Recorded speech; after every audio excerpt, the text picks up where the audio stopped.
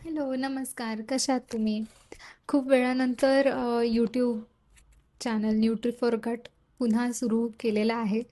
तर आजचा विषय हा खूप बेसिक आहे, की आपण घरचं जेवूनसुद्धा अ, आपल्याला जेवण पचायला जड होतंय, गच्च वाटतंय, ॲसिडिटी होतीये. तर हे कशामुळे? ह्याला खरं तर खूप खूप कारणं आहेत. त्यातलं मुख्यात एक कारण म्हणजे आपलं जे जेवणाचं ताट आहे, त्यामधलं आपलं जे प्रपोर्शन आहे, स्टँडर्डायझेशन, आपले जे पदार्थ आहेत, ते किती आहेत, कसे आहेत, त्याचं प्रमाण किती आहे, हे जाणून घेणं खूप महत्त्वाचं आहे.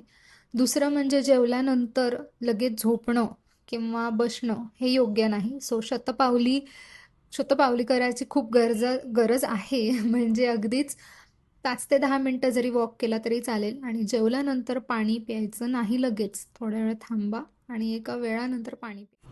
तर ह्या ज्या 3 पॉइंट्स मी आता सांगितले आहेत, ते अगदीच बेसिक आहेत, माहिती आहेत आणि हे सर्वांना माहितीही असतील. पण ह्या मुख्यात पहिला पॉइंट जो मी सांगितला स्टँडर्डायझेशनचा, तो खूप खूप महत्त्वाचा आहे. तर म्हणजे एक एक्झाम्पल जर दिलं, तर मी जेवढे पेशंट्स बघितलेत आणि जेव्हा मी डाएट रिकॉल घेतलाय, तेव्हा जेव्हा मी त्यांना प्रपोर्शन विचारते, की ती एक्झाम्पल की तुम्ही पोळी किती घेता आणि तुम्हाला भाजी जास्त आवडते का? म्हणजे 1 पोळी, 2 पोळ्या कशा?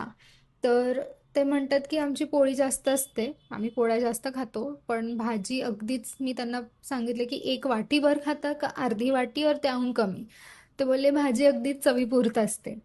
तर हे जे प्रपोर्शन सांगते म्हणजे भाजी जास्त असायला पाहिजे जेवणाच्या ह्याच्यामध्ये आणि आपले जे कार्ब्स आपण घेतोय अन्नाच्या थ्रू ते थोडे प्रपोर्शनमध्ये असायला पाहिजे. छोट्या-छोट्या गोष्टी कुठे ना कुठेतरी मिस आउट होतात.